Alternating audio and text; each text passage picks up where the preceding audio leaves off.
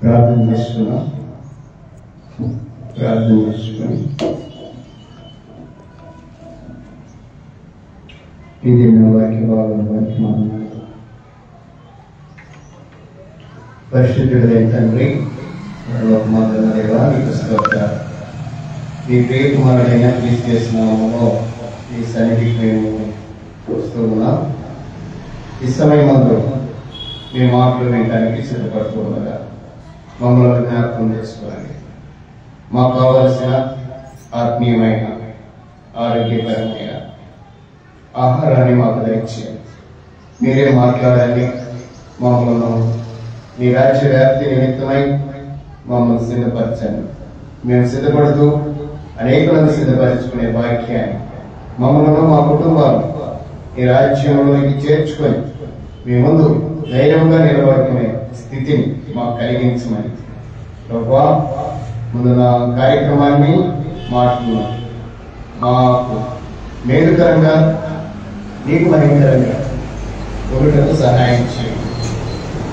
వెనుకలిగిన చెవుడు, పెరిగింపు కలిగిన మనస్సు మాకు దయచేయండి. మా హృదయాల్లో నీ మాటలు చేర్చుకొని నెమరు వేసుకుంటూ అట్టి స్థితిని, అట్టి ధన్యతను పొందుకునే భాగ్యాన్ని మాకు కలిగించమని యేసుక్రీస్తు నామములో ప్రార్థన చేస్తున్నాం మా పరమ తండ్రి, ఆమేన్. ముందుగా మన పరమ తండ్రి అయిన దేవత దేవునికి నా యొక్క స్తుతులు స్తోత్రములు చెల్లిస్తూ ఈ దిన ఆత్మీయ కార్యక్రమంలోనికి కూడి వచ్చిన మిమ్మల్ని కూడా ప్రేమపూర్వకంగా ఈ కార్యక్రమానికి ఆహ్వానిస్తూ, ఈ లైవ్ కార్యక్రమంలో చూస్తూ ఉన్న, వీక్షిస్తున్న దేవుని పిల్లలందరినీ కూడా ప్రేమపూర్వకంగా ఆహ్వానిస్తూ మీకు ప్రత్యేకమైన వందనములు తెలియజేస్తూ ఉన్నా. అందరికీ వందనాలు. గత వారంలో మనము ఒక ప్రత్యేకమైన వర్తమానాన్ని, వాక్య భాగాన్ని మనం విన్నాం. పాత నిబంధన లేక ధర్మశాస్త్రం. మీకు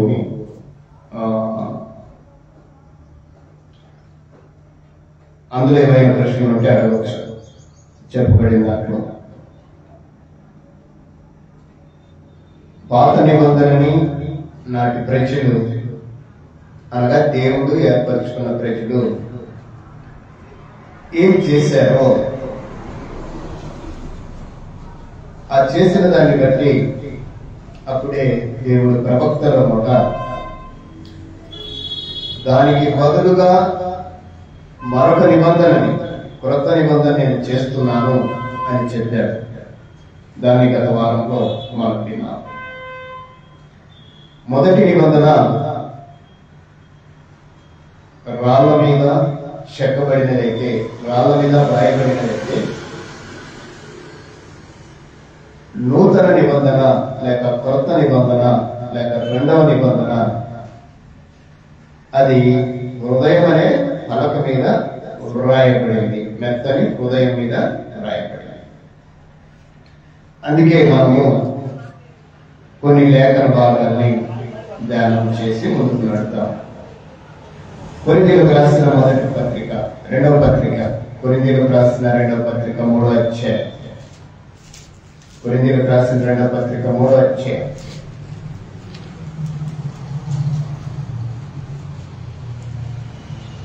6వ వచనం.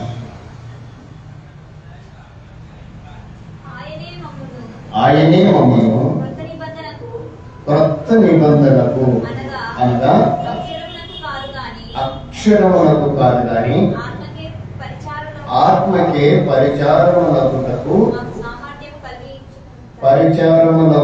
మాకు సామర్థ్యము కలిగించి అన్నాడు.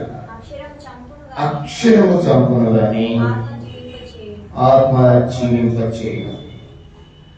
ఒకంత మనసు పెట్టి ఆలోచన చేద్దాం. పౌలు గారు సంఘముతో ఈ మాట అంటున్నాడు.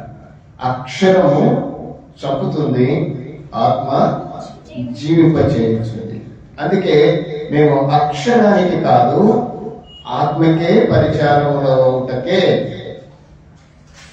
దేవుడు మాకు సామర్థ్యాన్ని, ఆయనే మాకు సామర్థ్యాన్ని కలిగించాడు. అంటే వారి సామర్థ్యం అంతా, దేవుడు వారికి ఇచ్చిన సామర్థ్యం అంతా ఏంటంట, క్రొత్త నిబంధనకి జాగ్రత్తగా ఆలోచన. అలాగైతే పాత నిబంధన ఏమైంది?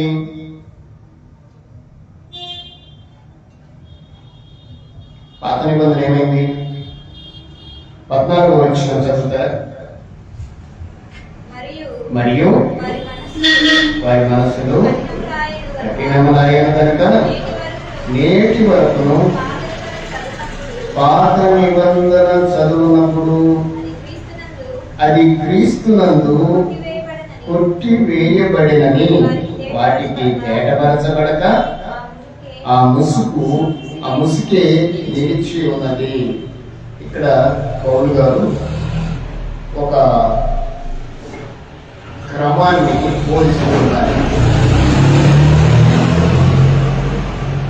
మనము ముసుగు లేని ముఖముతో ప్రభువుని చూడాలి అనేది ఆయన కోరిక. అంటే పాత నిబంధన చదివే వారందరూ కూడా ఏమి ధరించుకున్నారంటే ముసుగు ధరించుకున్నారు. అందుకే ఆ ముసుగు గురించి ఆయన మాట్లాడుతూ, నేటి వరకు మోషే గ్రంథము చదువు వారెల్లప్పుడూ ముసుగు వారి హృదయముల మీద ఉన్నది, కానీ వారి హృదయము ప్రభువు వైపునకు ఎప్పుడు తిరుగునో అప్పుడు ముసుగు తీసివేయడం. అంటే కొత్త నిబంధన ఏమైందని చెప్తున్నాడు ఇక్కడ? కొత్త నిబంధన, పాత నిబంధన ఏమైందని చెప్తున్నాడు? కొట్టివేయబడింది. కొట్టివేయబడటం అంటే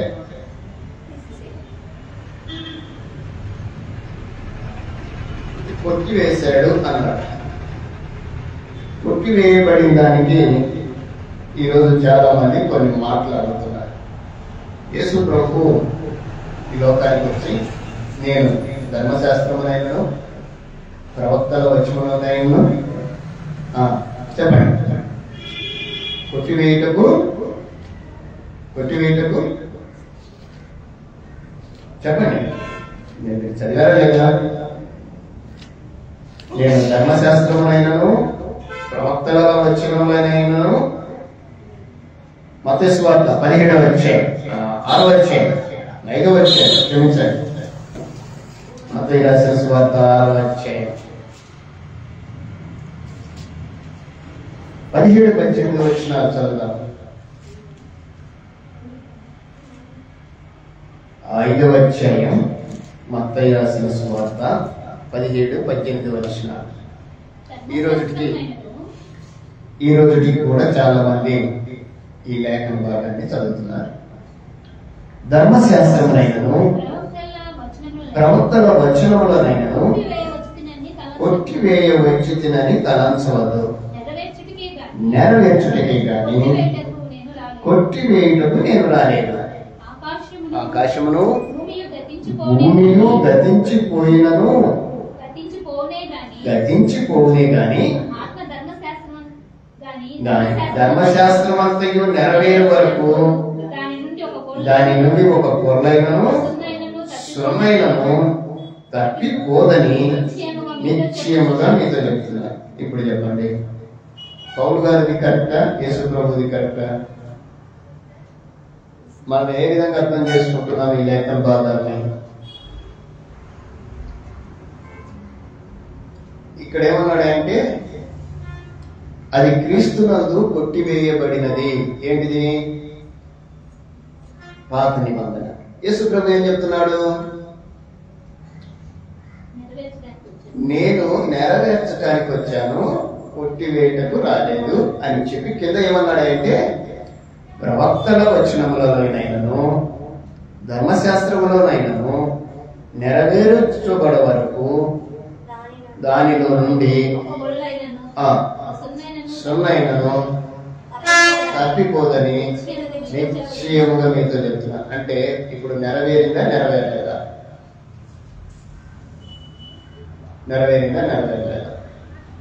ధర్మశాస్త్రము నెరవేర్చబడేంత వరకు ఉంటుంది. నెరవేర్చబడితే ఇంకేమైతుందని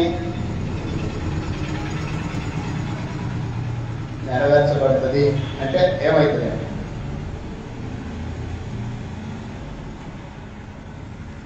యేసు ప్రభు కన్యకైన మరియ గర్భమందు పుట్టాలి. ప్రవచనం నెరవేర్చబడిందా, నెరవేర్చబడలేదా? క్లియర్.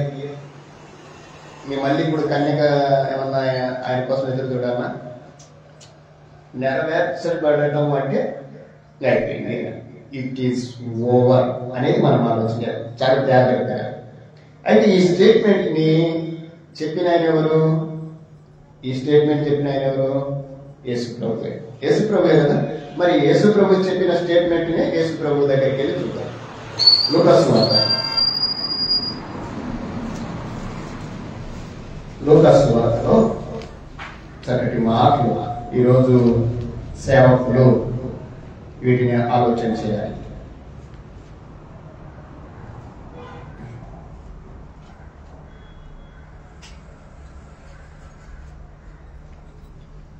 ఇరవై 44వ అధ్యాయం 44వ అధ్యాయం.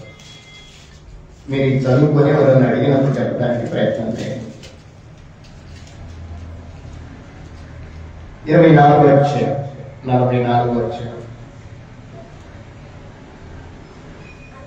అంతటా ఆయన, ఇంకొక నిమిషం, ఎవరైనా యేసు ప్రభువేనా? రైట్. అంతటా ఆయన మోషే ధర్మశాస్త్రములలోనూ ప్రవక్తల గ్రంథములలోనూ కీర్తనలలోనూ నన్ను గూర్చి వ్రాయబడినవన్నీ, బాగా వినాలి, నన్ను గూర్చి వ్రాయబడి ఉన్నవన్నీ నెరవేరవలెనని నేను మీ యొద్ద ఉన్నప్పుడు మీతో చెప్పిన మాటలు నెరవేరినవని. ఇప్పుడు నెరవేరలేదా? నెరవేరిందంటే క్లియరా? మరి ఎందుకు ఇప్పటికీ నూతన నిబంధన గ్రంథాన్ని కానీ, నూతన నిబంధన చట్టాన్ని కానీ, నూతన నిబంధన సంఘ విధానాన్ని కానీ ఈరోజు నేటి క్రైస్తవ్యం అంగీకరించడానికి మనస్సు లేదు. ఒకవేళ అంగీకరించకపోతే చట్టాన్ని కానీ, గ్రంథాన్ని కానీ, లేక సంఘాన్ని కానీ అంగీకరించకపోతే వాక్యం ఏం చెప్తుంది అంటే, ఆ క్రమంలో జరిగే, ఆ క్రమంలో కొనసాగే వారందరి మీద ఏం నిలిచి ఉందంట? ముసుగు ఉందంట. ముసుకంటే ఏంటమ్మా? ముసుకంటే ఏంటి చెప్పండి? కవరే కదా. కవరింగ్. మీకు వచ్చిన ఎగ్జాంపుల్ చెప్తా. మనల్ని మనం కనపడకుండా చేసుకోవాలంటే ఏం చేయాలి చెప్పండి? ముసుగేసుకుంటే సరిపోతుందిగా. ఎలాగ చెప్పండి? మనం లోకంలోకి వెళ్ళాలి, మనల్ని గుర్తుపట్టకూడదు. ఏం చేసుకోవాలి చెప్పండి? మాస్క్ పెట్టుకుంటే సరిపోయేది కదా, అంతే కదా. సింపుల్. మాస్క్ ఈజ్ ముసుగు. ఇప్పుడు పాత నిబంధన చదువుతున్నారన్నా, పాత నిబంధన క్రమాలు ఉన్నాయన్నా, పాత నిబంధన క్రమము అంటే ఒకటే గుర్తుపెట్టుకోవాలి, అందులో ఉండబడిన ప్రతిదీ, అవి బడులే గాని, పండుగలే గాని, వారు చేసిన కార్యక్రమాలే గాని, అవన్నింటినీ ఆయన ఏం చేశాడంటే, ఇవన్నీ వీళ్ళకి చాలా భారంగా ఉన్నాయి, వీటిని ఉన్న వాటిని ఆచరించలేకపోతున్నారు, ఆలోచించలేకపోతున్నారు.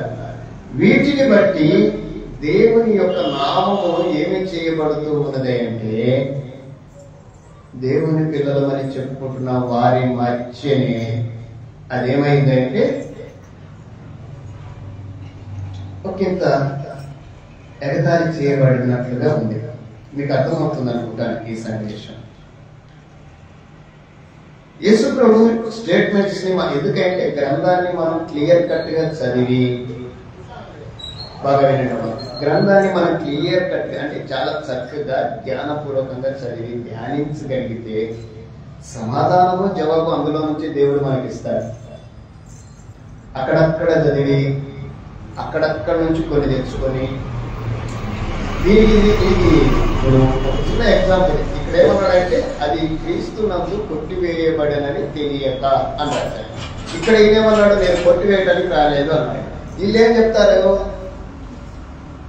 ఇక్కడేమో కొత్త నిబంధన కొట్టేశారని చెప్తే అక్కడనే కదంటే ఉండేది, కొట్టివేయలేదు. అది ఎక్కడ రాయబడింది? కొట్టివేయబడలేదని ఎక్కడ రాయబడింది? కొత్త నిబంధనలో రాయబడిందా, పాత నిబంధనలో రాయబడిందా? మీరు చెప్పాలి. కొత్త నిబంధనలో రాయబడిందా, పాత నిబంధనలో రాయబడిందా? యేసుక్రీస్తు ధర్మశాస్త్రాన్ని నేను కొట్టివేయటం రాలేదనే ఆ మాటని ఎక్కడ రాశాడు? మీరు కొత్త నిబంధనలోనే కదా. ఎలా చెప్పగలుగుతున్నారు మీరు కొత్త నిబంధన అని? ఎట్లా చెప్తున్నారు?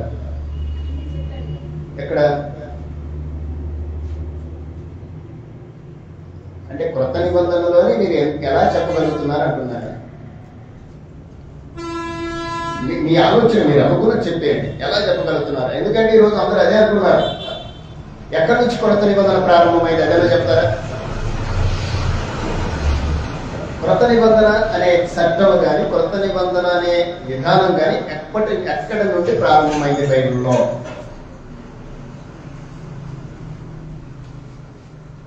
ఎక్కడి నుంచి ప్రారంభమైంది? క్రీస్తు పుట్టిన దగ్గర నుంచి. అంటే క్రీస్తు పుట్టుకతో నేను కొత్త నిబంధన ప్రారంభమైందా? క్రీస్తు పుట్టుకతో కొత్త నిబంధన ప్రారంభమైతే ఇప్పుడు క్రీస్తు ఏ కాలంలో పుట్టాడు?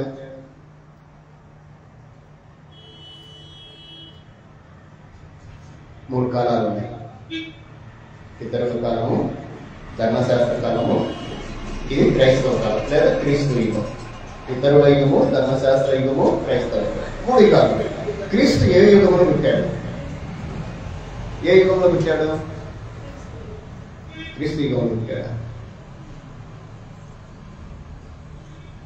లెట్ మీ జాగ్రత్తగా వినండి. మూడు యుగాలు ఉన్నాయి. పితరుల యుగం ఎప్పటి నుంచి ఎప్పటి వరకు అంటే ఆది కాలం నుండి 6వ అధ్యాయం అంటే నోవాహు జలప్రలయం వరకు ఒక యుగం. దాని కాలం మీరు అక్కడ చూస్తే తెలుస్తుంది మీకు. దాదాపుగా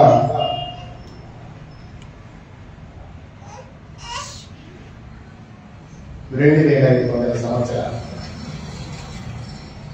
పితరుల యుగం. ధర్మశాస్త్ర కాలం 1500 సంవత్సరాలు.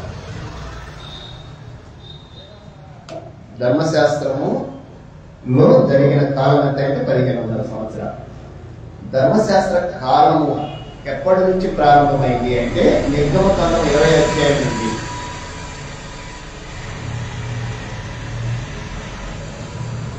నిర్గమకాండం 20వ అధ్యాయం నుండి అపోస్తల కార్యం 1వ అధ్యాయం వరకు ధర్మశాస్త్ర కాలము. ఇది మీరు మైండ్ లో పెట్టుకోండి. చరిత్ర ఇది గ్రంథంలో ప్రభువు చెప్పిన మాట. ధర్మశాస్త్ర కాలము నిర్గమకాండము 20వ అధ్యాయం నుండి అపోస్తల కార్యం 1వ అధ్యాయం వరకు అది ధర్మశాస్త్ర కాలమే. అపోస్తల కార్యం 2వ అధ్యాయం నుండి ఈ యుగాంతం వరకు అనగా యేసు ప్రభు అంటే తన యొక్క పరిచర్యను ముగించిన నాటి నుండి అనగా సంఘము ఏర్పడిన నాటి నుండి అనగా క్రీస్తు శకము 34వ సంవత్సరం నుండి యుగాంతం వరకు క్రైస్తవ యుగం నడుస్తుంది. అంటే అది ఎప్పటి నుంచి అంటే అపోస్తల కార్యం 2వ అధ్యాయం నుండి ప్రారంభమవుతుంది క్రైస్తవ యుగం. ప్రకటన గ్రంథం వరకు అని కాదండి, యుగాంతం వరకు. ప్రకటన గ్రంథం పరిపూర్ణమయ్యేంత వరకు అంటే మనకు ఆ గ్రంథ సమాచారం అంతా అంటే ఏం జరగబోతుందో కూడా ప్రకటన గ్రంథంలో తెలియజేశాయి. ఇప్పుడు చెప్పండి యేసు ప్రభు ధర్మశాస్త్రాన్ని కొట్టివేయనని ఎక్కడ చెప్పారు? ధర్మశాస్త్ర కాలంలోనైనా చెప్పింది. ఇప్పుడు అంగీకరిస్తారా? అంగీకరించారు. ఇప్పుడు ధర్మశాస్త్ర కాలంలోనే మళ్ళీ ఏం చెప్పాడంటే నేను మీతో చెప్పినవన్నీ కూడా నెరవేరినే అని చెప్పాడు. నెరవేరు వరకు అది అలానే ఉంటుంది, నెరవేర్చబడితే అది కొట్టివేయబడుతుంది అని అర్థం. అంతేనా? అంటే ఈ వాక్య భాగాల్ని కొంతమంది వారు కలిగి ఉన్న స్థితిని తీసివేసుకోలేక ఒకంత సపోర్ట్ చేస్తారు. బైబిల్ వాక్యానికి మనం ఏది కలపడానికి వీల్లేదు, అందులో నుండి ఏది కూడా తీసేయడానికి వీల్లేదు. ఇది మనం చాలా క్లియర్ కట్ గా చెప్పాలి. వాళ్ళు ఇదే చెప్తారు, మనం ఇదే చెప్తాం. కానీ చెప్పేవారు చేసేవారై ఉండాలి. అర్థమవుతున్న క్రైస్తవ్యం అంటే ప్రభు ఒక మోడల్ గా ఎందుకు ప్రపంచాల్లో నిలబెట్టాడు, దానికి ఒక కొత్త పేరు ఎందుకు తెచ్చాడు అంటే వారు ఒక మోడల్, ఒక మాదిరి. ఎవరినైనా చూపించితే దేవుడు ఎవరిని చూపిస్తాడంటే ఇదిగో అది వాళ్ళని చూడండి అంటాడు. ఎవరిని? దేవుని పిల్లలు, నా పిల్లల్ని చూడండి మీరు ఒకసారి అన్నట్లుగా చూపిస్తాడు. రైట్. అందుకే నూతన నిబంధన లేక క్రొత్త నిబంధన అనే దాన్ని బట్టి మనం ఏం చెప్పామంటే పౌలు గారు ఏమన్నారు? అది క్రీస్తునందు కొట్టివేయబడింది. కొట్టివేయబడినది ప్రభు ఏమని చెప్పాడంటే ఆయన కూడా క్లియర్ గా దాన్ని చెప్పేశాడు. దాంట్లో ఎలాంటి మార్పు లేదు. రోమిలకు రాసిన పత్రిక 6వ అధ్యాయంలోకి వెళ్తాం. రోమిలకు రాసిన పత్రిక 6వ అధ్యాయం 14 వచ్చిన ఒకసారి చదవండి. ఇప్పుడు మనము మీకు అర్థమయ్యే రీతిగా నేను చెప్తాను. కొరింథీయులకు రాసిన 2వ పత్రిక 3వ అధ్యాయం 14 వచ్చిన చదివాం. అవునమ్మా? అదేనా చదివేది? రోమిలకు రాసిన పత్రిక 6వ అధ్యాయం 14 వచ్చిన చదవండి. మీరు కృపకే కానీ ధర్మశాస్త్రమునకు లోనైన వారు కారు. అంటే అర్థం ఏంటి చెప్పండి? మీరు కృపకే కానీ ధర్మశాస్త్రమునకు లోనైన వారు, అంటే ధర్మశాస్త్రము కింద మీరు లేరు, మీరు కృపకు లోనయ్యారు, మీరు కృపను క్రింద ఉన్నారు అని అర్థం. అంటే మీకు అర్థమయ్యేటట్లు ఇంకొక విధంగా చెప్తాను. ఇప్పుడు మనము ఏ సంవత్సరంలో ఉన్నాము? 2025. మీరు ఇప్పుడు 2025 లో ఉన్నారే కానీ 2024 లో లేరు అని నేను అంటాను. ఇది యాక్సెప్టబుల్ అయినా మనకు అర్థం అవడానికి నేను చెప్తున్నాను. అంగీకార యోగ్యమైతే కదా. ప్రభు వారు లేకుంటే పరిశుద్ధాత్మ దేవుడు ఇక్కడ మనతో ఏం చెప్పాలనుకుంటున్నాడు? అయ్యా మీరు ధర్మశాస్త్రం కింద లేరు, మీరు కృప కింద ఉన్నారు అని చెప్తున్నాడు.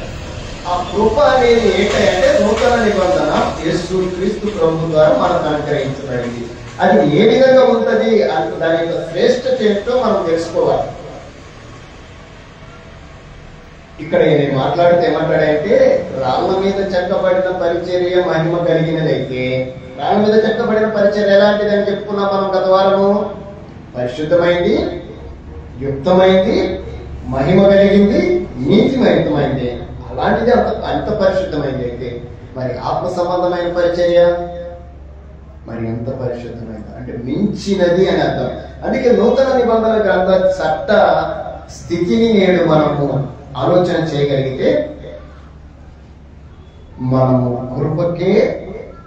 కృప కిందనే ఉన్నాం. లోనైన వారము అంటే అర్థం ఏంటంటే మన యొక్క ఒడంబడిక, మన యొక్క విధానం అంతా కూడా నూతన నిబంధనే, కృప. మరొక వచనాన్ని మీ ముందు ఉంచడానికి ఇష్టపడతారు. కొలస్సీయులకు రాసిన పత్రిక 2వ అధ్యాయం 14 వచనం.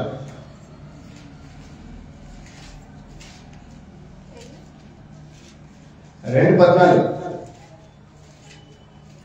సారీ మీ బైబిల్లో 14 అనేది ఉండదండి, ఉండదు. కానీ మధ్యలో గీత ఉంటుంది చూడండి, ఉందా లేదా? గీత ఉందంటే ఏమని చెప్పాలనుకున్నాం మనము? ఖాళీని పూరించాలా? ఇప్పుడు పైన ఏముంది? 13 ఉంది, కింద ఏముంది? 15 ఉంది. అంటే మధ్యలో ఏముందని అర్థము? క్లియర్ కాదు. దేవుడు మనకు పరీక్ష పెడతాడు కానీ మనం ఆలోచన చేయాలి. 14 వచనం అంటే మనల్ని ఏమంటారంటే చెప్పండి గట్టిగా ఒకసారి చెప్పండి.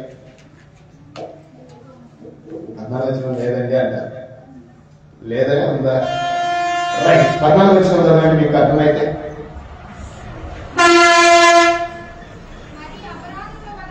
మరి అపరాధముల వలనను మీరు మృతులై ఉండగా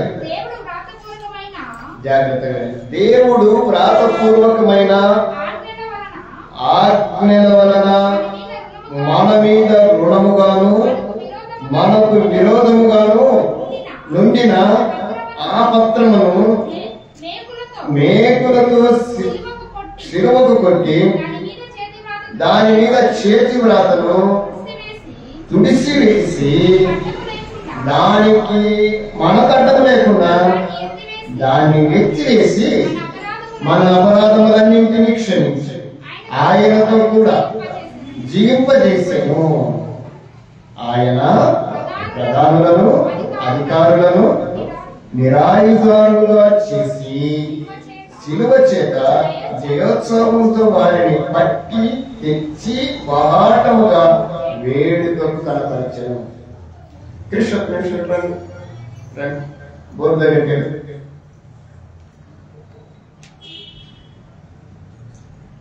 స్కెచ్ పెన్ చేసుకోండి. నేను చెప్పింది రైట్.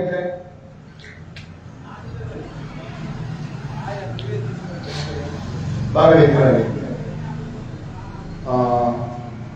పాత నిబంధన ట్రై చెప్తాను, నీకు అర్థమైనట్టు రాయి, లేదా ఇంగ్లీష్ లో ఓల్డ్ టెస్ట్మెంట్ అయినా ఎట్లా రాయి, రెండు రాయి, మీకు అర్థమవడానికి నేను చెప్తున్నాను అంతే. ఫర్ ఎగ్జాంపుల్ ఎట్లాగైనా రాయొచ్చు. పాత దీర్ఘం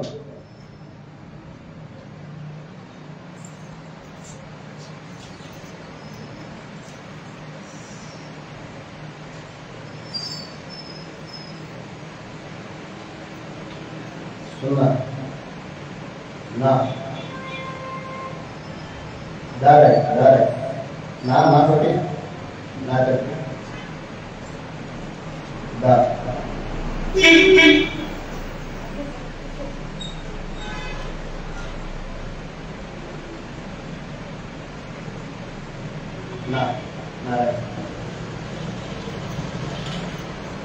కరెక్ట్ రాసా బాగుంది.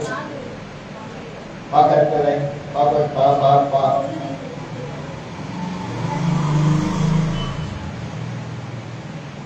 నేను కరెక్ట్ రాస్తాను.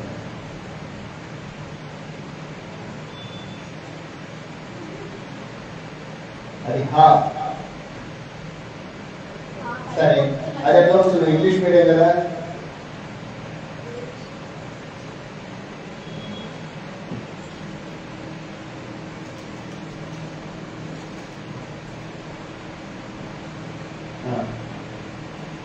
సరే నువ్వు పాత అనేది కొట్టేసి రెండు కొట్టి రెండు నిమిషాలు కొట్టేసి నాకు కొట్టేసి ఒక్క నిమిషం. Old old right, old English లో రైట్.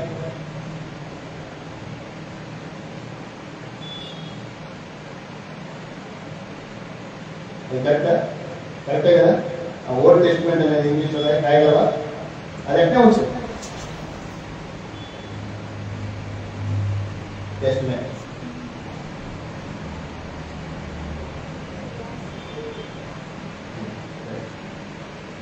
అంటే ఇంగ్లీష్లో మీడియంలో చదివేవారు అలా ఉంటారు. వాళ్ళు తెలుగులో రాయకుంటే ఏం రాస్తారు? కష్టమే కదా. నువ్వు రాసేది రెండు కరెక్టే, డోంట్ ఫియర్. ఓకే, అట్లే ఉంది. మీ కరెక్టే కదా, రెండు కరెక్ట్గా రాశాడు కదా. మీరు సందేశించగలండి, కరెక్ట్గానే రాశాడని చెప్పండి. కరెక్ట్గానే రాశాడా లేదా? లేదా రాశాడు పెన్నుతో రాశాడు. పెన్నుతోనే రాశాడు. మీరు బాగా మంచోడు.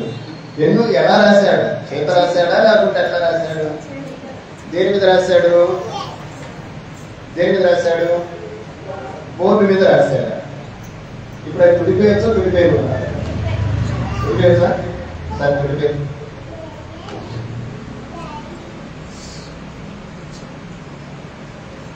రైట్, వెళ్ళి కూర్చోండి. ఇప్పుడు మీకేమైనా కనపడుతుందా లేదా? కనపడలేదు. అంటే ఇప్పుడు ఏం లేదు, అక్కడ రాసిన నిబంధన ఉందా లేదా? లేదు. ఇప్పుడు నిబంధన లేదు కాబట్టి, ఇప్పుడు నిబంధన లేకుండా, చట్టం లేకుండా ప్రజలు ఉంటారా? ఉంటారా? ఇప్పుడు మన భారతదేశానికి చట్టం ఉందా లేదా? రైట్. ఇప్పుడు మళ్ళీ వచ్చి న్యూ టెస్ట్మెంట్ అని రాయాలి. రాసాం? రైట్.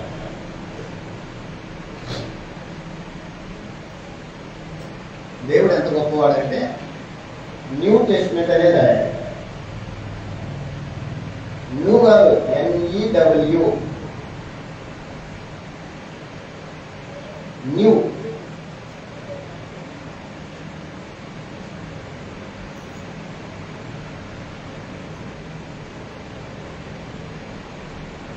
రైట్.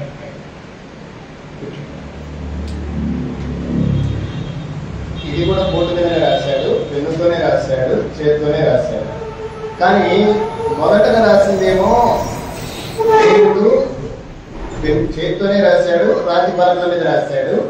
దాని మీద ఉన్న చేరాతను ఎవరు తుడిపేశారు? దేవుడే తుడిపేశాడు. ఇప్పుడు దీన్ని ఎక్కడ రాస్తానని చెప్పాడు ఆయన? దీన్ని ఎక్కడ రాస్తానన్నాడు? న్యూ టెస్ట్మెంట్ ఎక్కడ రాయబడింది?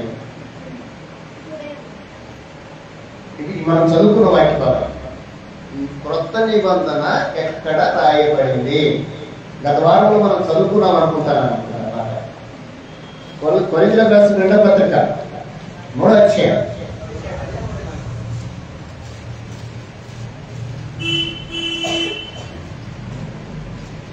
3వ వచనం.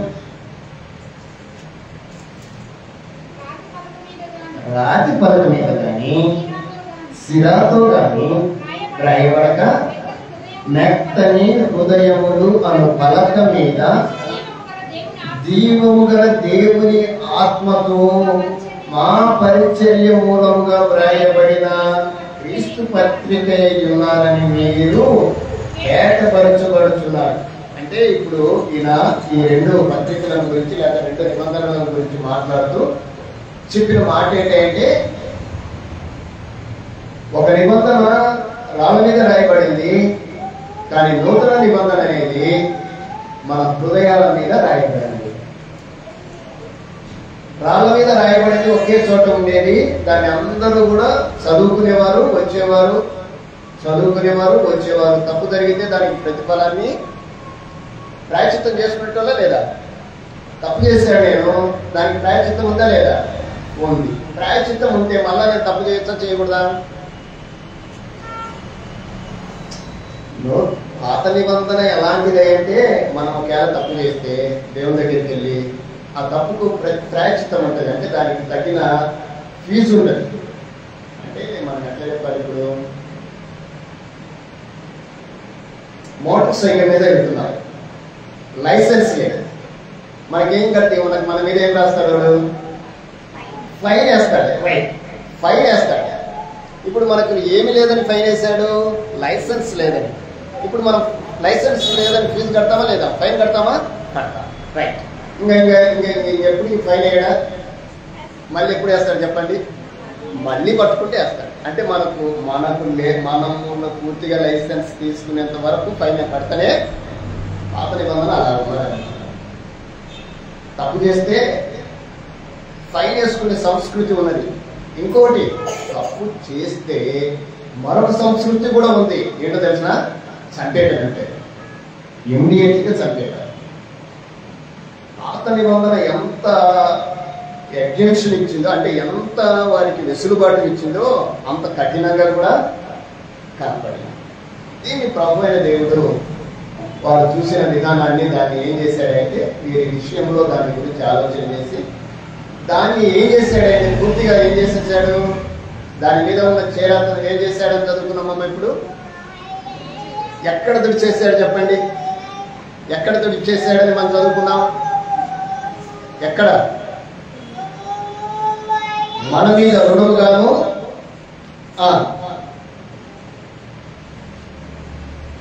దేవుడు వ్రాతరూపమైన ఆజ్ఞల వలన మన మీద రుణముగాను మనకు విరోధముగాను ఉండిన పత్రమును మేకులతో, బాగా వినాలి, మేకులతో సిలువకు కొట్టి దాని మీది చేవాతను తుడిసివేసి మనకు అడ్డం లేకుండా దాన్ని ఎత్తివేసి మన అపరాధములన్నింటినీ క్షమించి ఆయనతో కూడా జీవితం. అంటే సిలువలో కొట్టివేయబడింది, మేకులతో కొట్టబడింది ఏంటి చెప్పండి?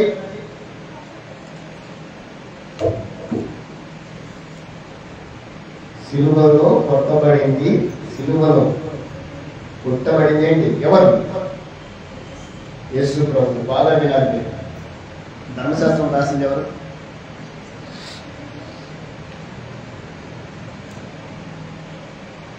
దేవుడేనా? ఎలా రాశాడు?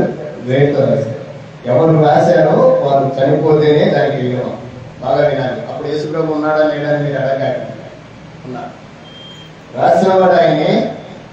దాన్ని నెరవేర్చడానికి ఏం చేశాడంటే దానికోసం ఆయన ఏం చేయాలి అంటే చనిపోవాలి. మీకు ఇక్కడ అర్థమైతే ఈ మేకులతో సిలువకు కొట్టి ఏదైతే రాశాడో దాన్ని ఎత్తి వేశాడు. అంటే శరీర సంబంధమైన ఆ దేహ సంబంధమైన శిక్షను అనగా ధర్మశాస్త్రాన్ని ప్రభు తానే తన మీద భరించి సిలువలో దాన్ని కొట్టివేసేసాడు. కొట్టివేసిన తర్వాత ఏమైందో చెప్పండి? సిలువలో కొట్టేసిన తర్వాత యేసు ప్రభు యొక్క దేహాన్ని ఏం చేశారు? సమాధి చేశారా? ఏం జరిగింది తర్వాత చెప్పండి? సమాధి చేసిన తర్వాత ఏం జరిగింది అమ్మా? సమాధి చేసిన తర్వాత ఏం జరిగింది? చీకటి కలిగింది. ఇంకా తర్వాత ఏం జరిగింది అమ్మా? యేసు ప్రభు కనిపించాడా? సమాధిలో లేడు. అంటే ఏమైపోయాడు? ఇప్పుడు సిలువలో యేసు ప్రభునే కదా వేసింది, సమాధి చేసింది యేసు ప్రభునే కదా, దాని మీద రాయబెట్టింది మనుషులే కదా. ఇప్పుడు మరలా ఏమైపోయిందంటే ఏదైతే కొట్టివేయబడిందో ఆ కొట్టివేయబడిన శరీరము పునరుద్ధానాన్ని దాల్చి మహిమగల శరీరముగా మారి ఒక నూతనమైన జీవాన్ని ప్రభు ప్రత్యక్షపరిచాడు. మీకు అర్థమవుతుందా? అంటే పాత నిబంధన కాలంలో వచ్చిన ప్రభువు తానే ధర్మశాస్త్రాన్ని ఏదైతే మనకు రుణముగా, ఇక్కడ చెప్పబడిన మాట మీరు ఆలోచన చేయండి, మనకు విరోధముగా రుణముగా, అంటే మనం అప్పు దేవునికి ఎంత చేసిన అప్ప కాదా, దాని అంతటినీ కూడా ప్రభు ఏం చేశాడంటే సిలువలో కొట్టేసేసాడు. దాన్ని తీసేసి ఎత్తి వేసేసాడు. ఇక లేదు అది మీకు అన్నట్టుగా కేసు కొట్టేశాడు. కొట్టేసి మళ్ళీ ఏమైపోయాడంటే ఆయన మరలా నూతనంగా కనిపించాడా లేదా? పునరుద్ధానుడు అయ్యాడా? పునరుద్ధానుడు అయ్యాడు అంటే నువ్వు నూతన నిబంధనలో ఉన్నావని అన్నమాట. ఆయన యొక్క దేహము పాత నిబంధనతో ముడిపడి ఉంటే నూతన దేహము లేక పునరుద్ధాన దేహము క్రొత్త నిబంధనకు సాదృశ్యం. క్రొత్త నిబంధన ఎంతకాలం మన మధ్య ఉందంటే దాదాపు 40-50 రోజులు, 49 రోజులు మనం మా ఈ భూమి మీద సంచరించిందని గ్రంథస్థం చేయబడింది, రికార్డెడ్. ఆ రికార్డెడ్ ని మనం ఆలోచన చేస్తే ఏమని రాయబడిందంటే ఆయన మనల్ని ఏ విధంగా చేశాడంటే అధికారులతోనూ ప్రధానులతోనూ వాళ్ళందరినీ పక్కన పెట్టి మనల్ని దేవోత్సాహంతో బహాటముగా ఏం చేశాడని రాశాడని బహాటముగా వేడుకకి కనపరచను. అంటే ఇంకా దాచిపెట్టాల్సిన పని లేదు, అది బహాటంగా ఉంది అని చెప్తాను. రైట్. ఇంకొక వచనాన్ని కూడా మనం చదువుకుందాం. ఎఫెసీయులకు రాసిన పత్రిక 2వ అధ్యాయం 14వ వచనం. ఎఫెసీయులకు రాసిన పత్రిక 2వ అధ్యాయం 14వ వచనం.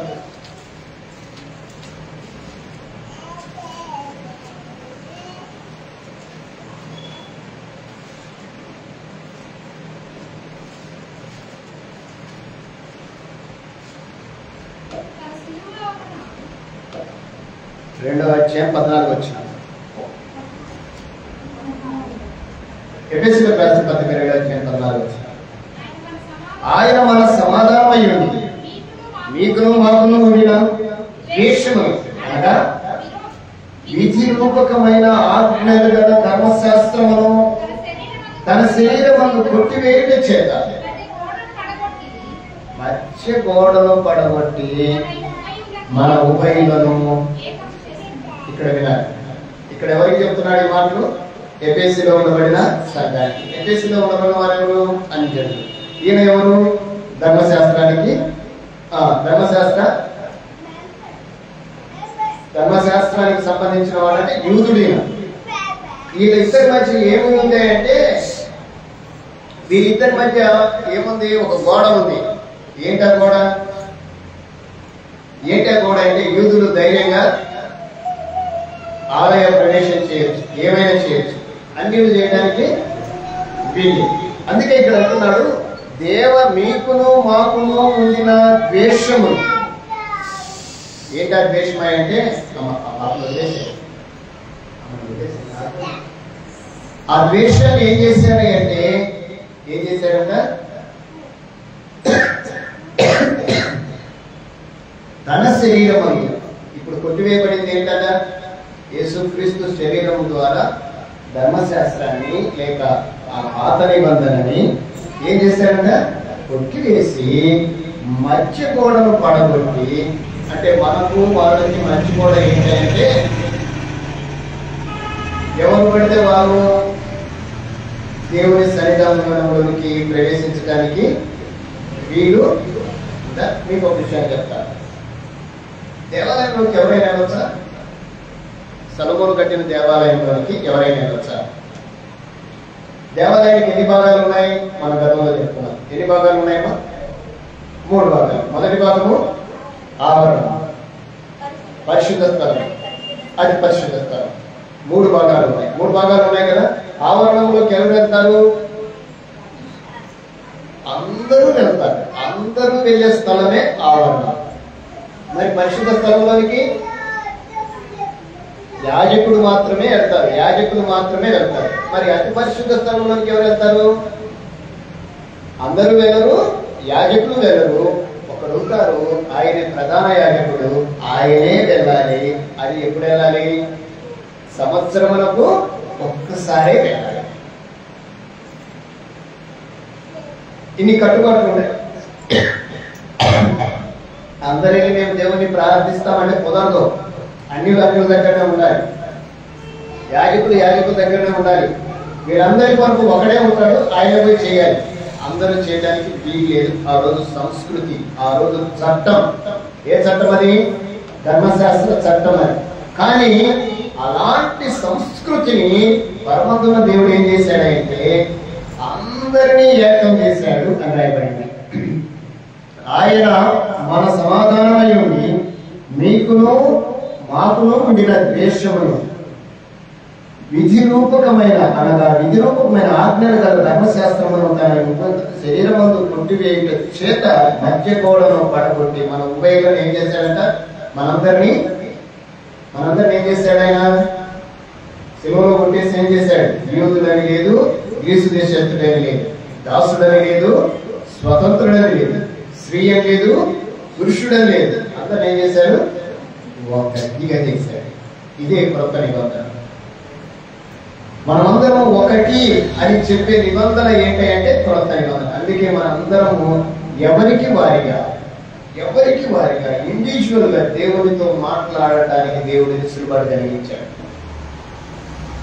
ఇది గొప్పదా అది గొప్పదా చెప్పండి. మన బాధలు ఒకరు చెప్పటం మీద, మన బాధలు మనం చెప్పుకోవటం మీద.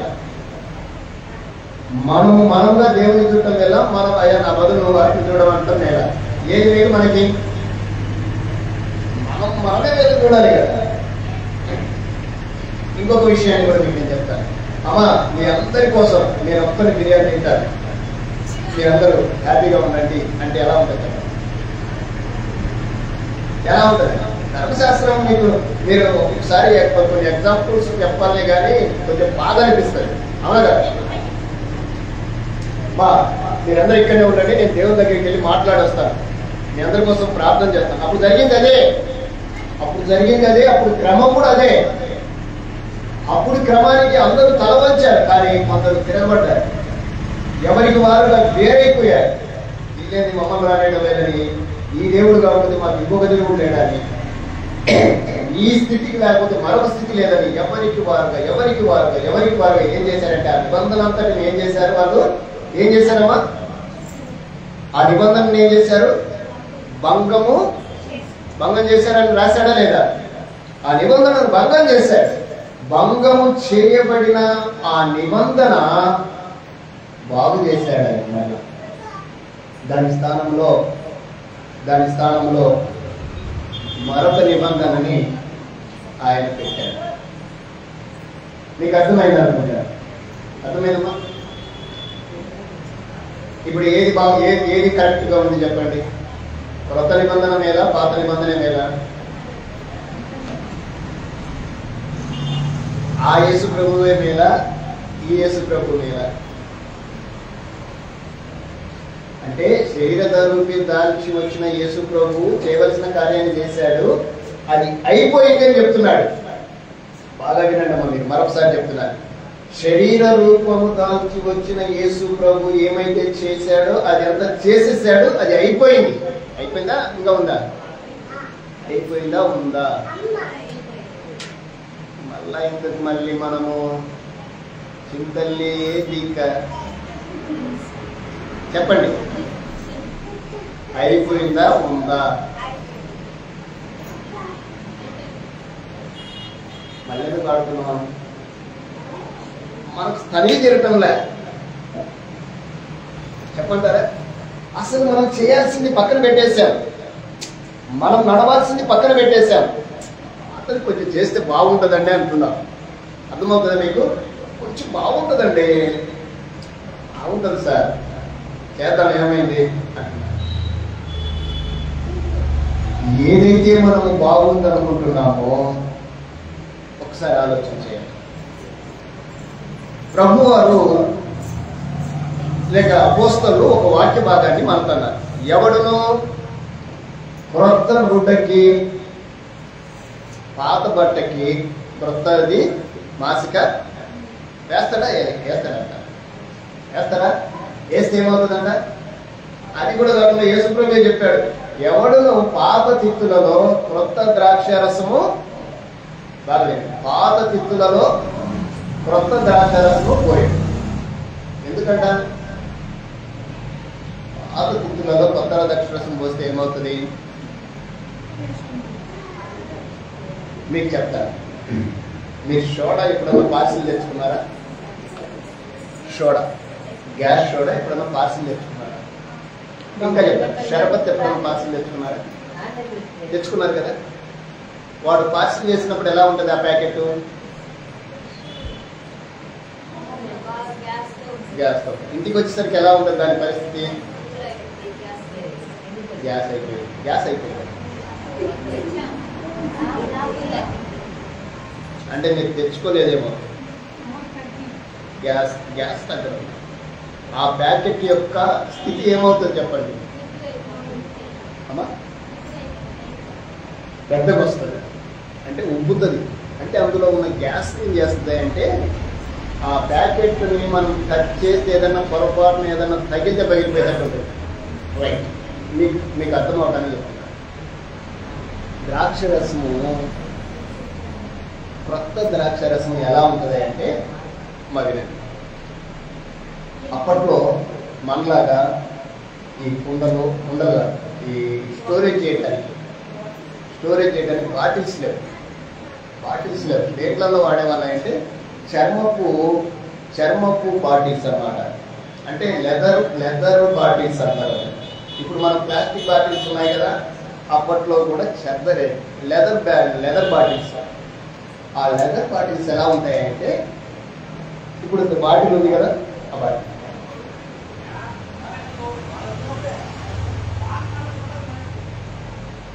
దీంట్లో ద్రాక్షరసం నింపాలి అంటే, కొత్త ద్రాక్షరసం ఎంతవరకు పోయాలంటే ఫుల్గా పోయకూడదు, సగమే పోయాలి.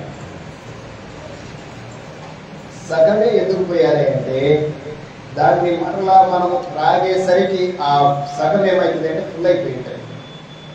అంటే అది పెరుగుతూ ఉంటుంది అనమాట. ద్రాక్షరసం ఏమవుతుంది, దాని టేస్ట్ పెరిగే కొద్దీ కొంచెం పైకి వస్తూ ఉంటుంది. అంటే పెరుగుతుంటుంది. మీకు ఇంకా చెప్పాలి.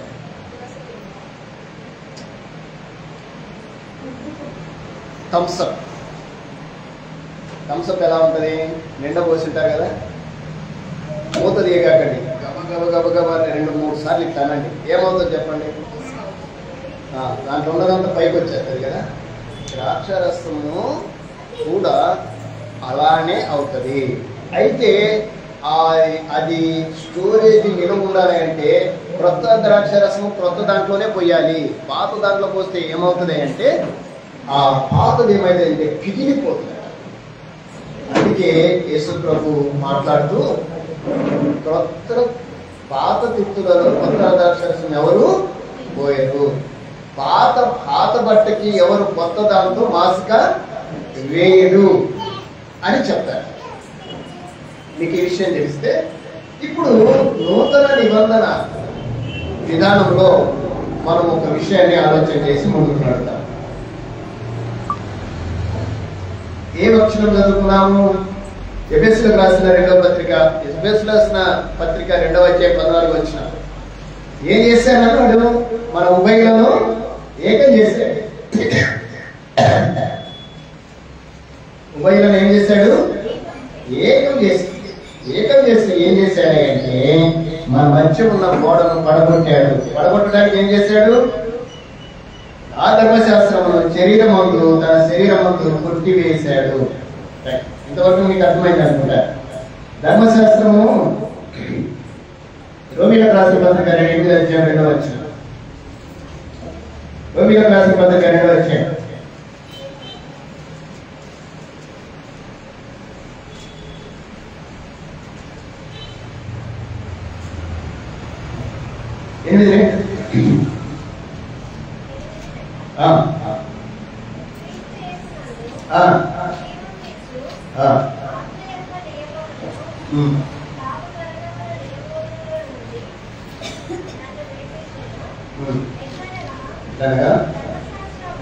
ధర్మశాస్త్రము దేనిని చేయజాలకపోయెను. అంటే ధర్మశాస్త్రం చేయలేని దాన్ని ఎవరు చేశారు? దేవుడే చేశాడు. అంటే ధర్మశాస్త్రం చేయాల్సింది ఎవరు? మనుషులు చేయవలసిన ధర్మశాస్త్రాన్ని మనుషులు చేయలేక దాన్ని ఏం చేశారు? భంగం చేసుకున్నారు కనుక ఆ భంగం చేసుకున్న దాన్ని దేవుడు ఏం చేశాడంట? దేన్ని చేయలేకపోయానో దానిని దేవుడు చేశాడు. ఏం చేశాడు? మనం చేయలేదని ఆయన చేశాడు. అంటే మనము దేన్నైతే నిర్వహించలేమో దాన్ని దేవుడే నిర్వహించాడు. ఇంకొక వచనాన్ని చదువుతాను. ఇంకొక వచనాన్ని చాలా హెబ్రీయులకు రాసిన పత్రిక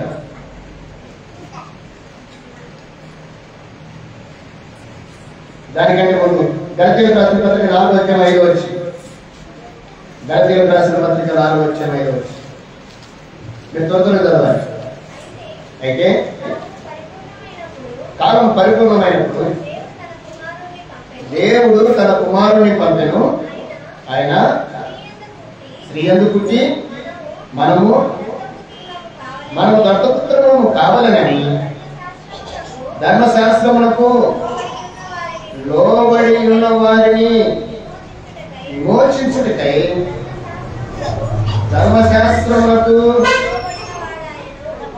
ఎందుకు ధర్మశాస్త్రానికి లోబడ్డాడు? ధర్మశాస్త్రములకు లోబడిన వారిని విమోచించడానికి. అంతేనా? ధర్మశాస్త్రానికి ఎవరైతే లోబడి ఉన్నారో వారందరిని విడిపించడానికి ఆయన ధర్మశాస్త్రానికి లోబడిన వాడయ్యాడు. అంటే మనము ధర్మశాస్త్రంలో నుండి విడిపించబడి ధర్మశాస్త్రములకు వేరుగా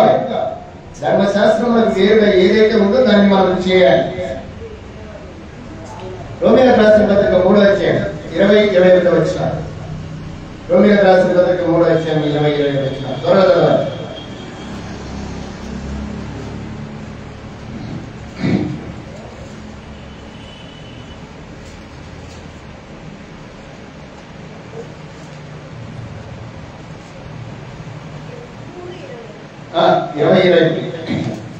ఏదైనా రోమీయులకు రాసిన పత్రిక 3వ అధ్యాయం 20-21. ఏదైనా ధర్మశాస్త్ర సంబంధమైన క్రియల మూలంగా ఏ మనుష్యుడును ఆయన దృష్టికి నీతిమంతుడని తీర్చబడ్డాడు. ధర్మశాస్త్రం వలన పాపమనగా ఏంటిదో తెలియబడుతున్నది. ధర్మశాస్త్రములకు వేరుగా దేవుని నీతి బయలుదేరాలి. ధర్మశాస్త్రానికి బదులుగా మరొకటి ఏమొస్తుంది? దేవుని నీతి వస్తుంది. ధర్మశాస్త్రానికి బదులుగా మనకి మరొకటి ఏముంది? మీరు ధర్మశాస్త్రానికి లోనైన వారు కాదు కనుక కృపకే మీరు లోనైన వారు. దేవుని నీతి కృప, దేవుని నీతి కృప. ఇంకోటి రోమిలకు రాసిన పత్రిక 10:4 విశ్వసించు ప్రతివానికి నీతి కలుగుటకై క్రీస్తు ధర్మశాస్త్రములకు కృప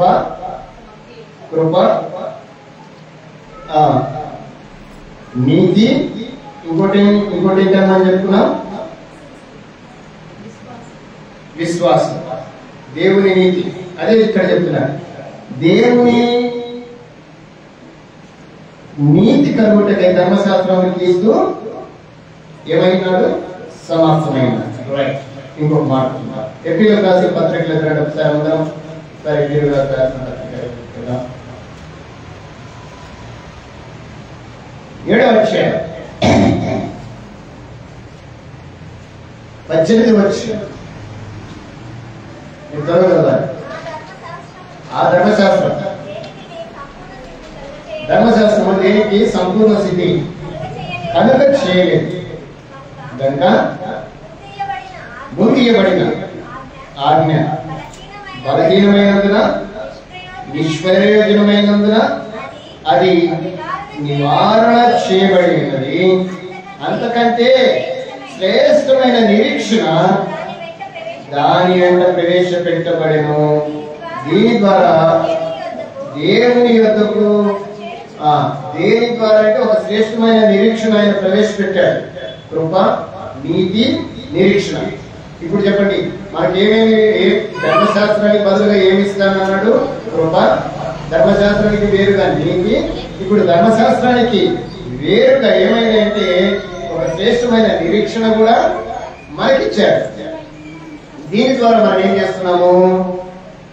దేవుని యొద్దకు చేరుతున్నాము. 7వ అధ్యాయం 20-21 వచ్చినారు. 7వ అధ్యాయం పైన మరియు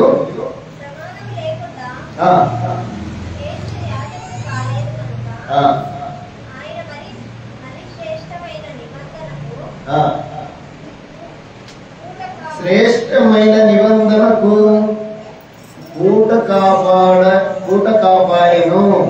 శ్రేష్టమైన నిబంధనకి పూట కాపాడే ఆ శ్రేష్టమైన నిబంధనకి ఆయనే హెడ్ అయ్యాడు అని అర్థం. రైట్. ఇంకొకటి 8-7 చదవండి. ఏనగా ఆ మొదటి నిబంధన లోపం ఏంటంటే అంటే ఒకటి లోపం ఉన్నది కాబట్టి రెండవది వచ్చింది. 8-13 చదవండి. ఆయన క్రొత్త నిబంధన అని చెప్పిన చేత మొదటిది పాతదిగా చేసినాడు. ఏది పాతకి ఉడిగిపోనో అది అదృశ్యమగుటకు సిద్ధంగా ఉన్నది. రైట్. 10వ అధ్యాయం 9వ వచనం.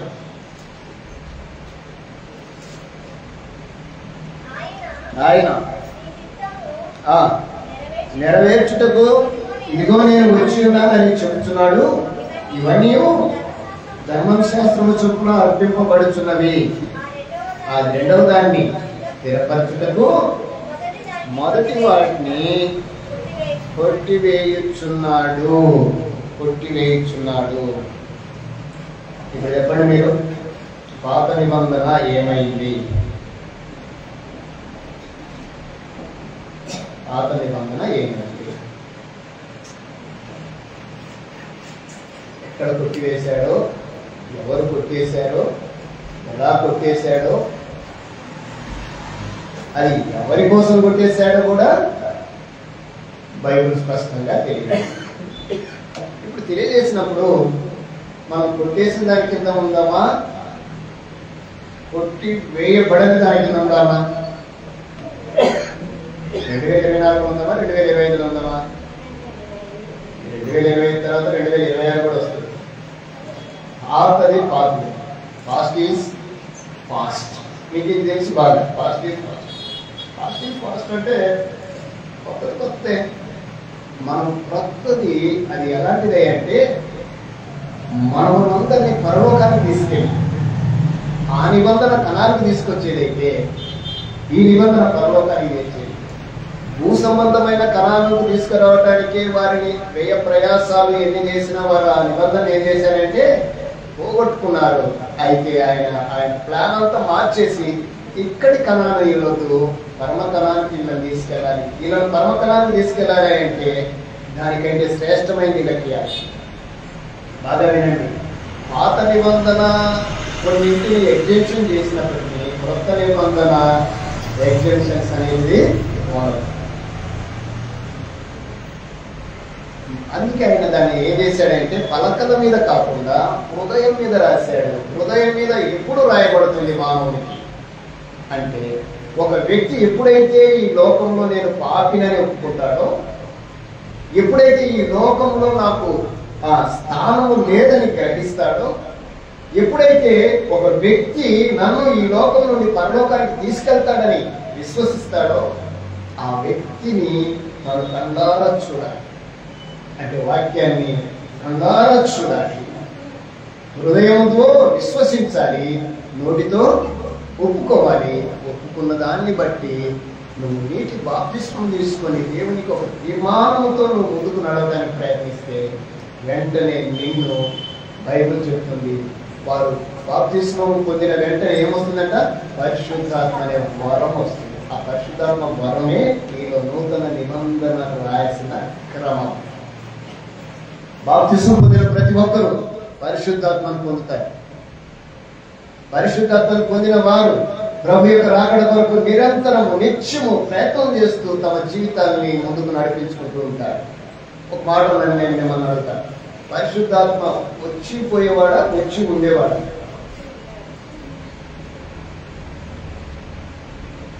మీరు క్లియర్గా మాట్లాడాలి. పరిశుద్ధాత్మ వచ్చిపోయేవాడా వచ్చి ఉండేవాడా? వచ్చి ఉండేవాడా వచ్చిపోయేవాడా? మాట్లాడుతున్నా, వచ్చిపోయేవాడా? వచ్చిపోతుంటాడా? హస్బెండ్ లాగా? హస్బెండ్ కాదు, క్షమించండి, అతిథిలాగా. అతిథులు అంతే కదా, వచ్చిపోతుంటారు. ఆయన అతిథి మనకి జాగ్రత్తగా ఆలోచన. ఈరోజు సంఘాల్లో ఇది జరుగుతుంది.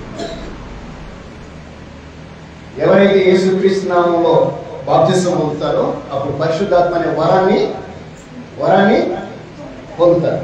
పరిశుద్ధాత్మ వరం ఒకసారి పొందితే నువ్వు దానికి కట్టుబడి ఉండిపోవాల్సిందే. మనం ప్రభుతో ఒక బంధాన్ని ఏర్పరచుకుంటున్నాం, ఒక సంబంధాన్ని కలిగి ఉండడానికి ఇష్టపడుతున్నాం. ప్రభుతో కలకాలం యుగ యుగములు ఆయనతో గడపడానికి సిద్ధపడి చేసుకున్న ఒక ఉన్నతమైన ఒడంబడిక, ఒప్పందం. ఈ ఒప్పందం అయిన నుండి ఆయన మనల్ని ఏం చేసుకున్నాడంటే ఎంగేజ్మెంట్ చేసుకున్నాడు అని చెప్పాడు. మనల్ని ఆయనకు ప్రధానము చేశాడు అని రాయబడి. ప్రధానము చేయబడిన మనము ఇప్పుడు ఎవరి కోసం కనిపెట్టుకొని ఉండాలి? ఎవరికో ప్రధానమైందో వారి కోసం మనం కనిపెట్టుకోవాలి. ఆయన కోసం మనం కనిపెట్టుకునేంతసేపు మనం కాపాడేవాడు ఎవరో తెలుసా? చెప్పండి. ఇప్పుడు మనం కాపాడేవాడు ఎవరో తెలుసా? ఆయనతో మన కళ్యాణం జరిగేంత వరకు, అంటే సంఘము అనబడిన వధువుకి కళ్యాణం జరిగేంత వరకు లేక వివాహం జరిగేంత వరకు మనల్ని కాపాడేవాడు ఎవరంటే నీలో నువ్వు పొందుకున్న పరిశుద్ధాత్మ. ఆయన వచ్చి వెళ్ళేవాడు కాదు, నిత్యము నిరంతరము నీతో ఉంటుంటాడు. నువ్వు తప్పు చేస్తుంటే తప్పని చెప్తాడు తెలుసా? వచ్చి వెళ్ళేవాడు చెప్తాడా? చెప్పడు. నీతో ఉంటాడు ఆయన. అంతే, నీకు నిరంతరము నేను నీకు తోడుగా నేను ఒక ఆదరణకర్తను నీకు నేను పంపిస్తున్నాను. ఆయన మీలో ఉంటాడని చెప్పాడు. ఆయన వచ్చి వెళ్తాడని చెప్పడం లేదు. ఈరోజు సంఘాల్లో కొన్ని క్రమాలు వ్యతిరేకంగా ఉంటున్నాయి. మీకు ఆత్మ వచ్చి ఉంటే ఆరాధించాలి అంటారు. ఆత్మ వచ్చి ఉంటే ఆరాధించాలండి. ఆత్మను పొందుకున్న ఆత్మ పూర్ణులం మనం, ఆత్మ పరిపూర్ణతను పొందిన వారి కనుక మనము ఈ పరిశుద్ధాత్మ విషయంలో ఒకంత ఆలోచన చేసుకోవాలి. నెంబర్ 2, ధర్మశాస్త్ర విషయంలో చాలా జాగ్రత్తగా మనం ఆలోచించాలి. నూతన నిబంధన చట్టం అనేది, నూతన నిబంధన విధానం అనేది ధర్మశాస్త్రం అంతైన వెసులుబాటు చేసుకునేది కాదని నువ్వు ఒక్కసారి కమిట్ అయితే నా కమిట్మెంట్ తోటే నడవాలి. సరే సార్ కాసేపు ఆగి మళ్ళీ వస్తానంటానికి లేదండి దగ్గర లేదండి, ఒక రెండు తప్పులు చేసి వస్తాను అంటానికి లేదు. కొత్త నిబంధన ఉందా కదా? లేదండి. కొత్త నిబంధన ఎంత ఉన్నతమైందో, నూతన నిబంధన ఎంత ఉన్నతమైందో, పరమందున్న దేవుడు దాన్ని ఈరోజు భూమి మీద స్థాపించడానికి ఎంత ప్రయత్నం చేశాడో ఈరోజు మనుషులు దాన్ని ఆలోచన చేసుకోక ఇష్టానుసారంగా తమ వక్ర బోధన చేత మనుషులని భ్రమపరుస్తున్నారు, మభ్యపెడుతున్నారు. ఇది ప్రతి ఒక్కరూ గమనించాలి. ఒకవేళ ఆ స్థితిలో మనం లేకపోతే నీకోసం నా కోసం మరణాలైన యేసు ప్రభు మనం తీసుకెళ్ళడానికి వస్తున్నాడు. వచ్చేంత వరకు మనం ఆ పరిశుద్ధతని ఏదైతే పొందుకున్నామో దాన్ని ప్రభు కొరకు సిద్ధపరచుకోవాలి. అది సిద్ధపరచుకోవాలి అంటే మనం ఒక నిబంధన కింద నడవాలి. ఆ నిబంధనే నూతన. దీంతో ఏమైనా ప్రశ్నలు ఉంటే నూతన నిబంధన గురించి ఇప్పుడు చెప్పినాకే మన ప్రశ్నలు ఏమైనా అడగచ్చు, ఇబ్బంది ఏంటి? ప్రశ్న ఉందా? మాకు అర్థమైంది కదా ప్రశ్న కదా. ఏమన్నా ఎనీ క్వశ్చన్స్?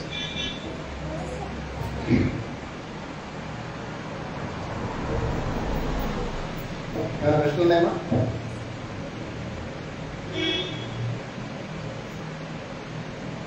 ఏంటవా ప్రశ్న లేకపోతే ఆరాధనలోకి వెళ్దామండి. వెళ్దామా? రైట్, ఆపేసేయండి.